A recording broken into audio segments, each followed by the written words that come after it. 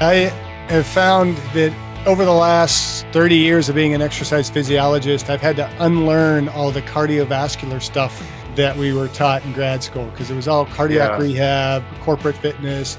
Nobody really talked as much about strength, and it was the typical ACSM guidelines, nothing really emphasizing strength. And as I kind of matured in the field, and it was a number of years ago, I went to one of the conferences and they were honoring the senior fellows in the organization, and they all look so frail and they're kyphotic. And I'm like, something's wrong here. We shouldn't look like that as exercise scientists. Yeah. We realized it's because we promoted cardio and we didn't really focus on the weight training.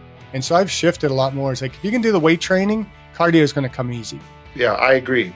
Now, I don't do as well with stretching. And so maybe you can convince me by the end of today to do a little bit more with stretching. But I do, work the weights through a full range of motion, which is beneficial in terms of maintaining some level of flexibility, at least a functional. Yeah, and I think that the weight train, what people used to think is like, I got to burn calories, exercising, cardio. And I think it's great. I think cardio is important. It's important to get on a bike, important to go for a walk or hike. Those exercises are very important, the kind of dynamic movement of your body. But I think that the real weight training is not only increasing your muscle mass or maintaining your muscle mass, but it's also, especially for women, creating resistance on your bones, right? So it's maintaining that bone density that you need. And so those things are really, really critical. And even, they talk about the farmer's walk where you hold two heavy weights in your hands. And so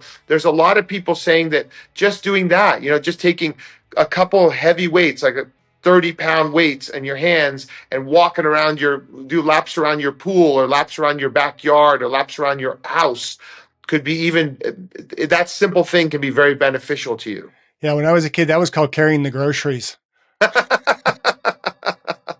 Me too. Exactly.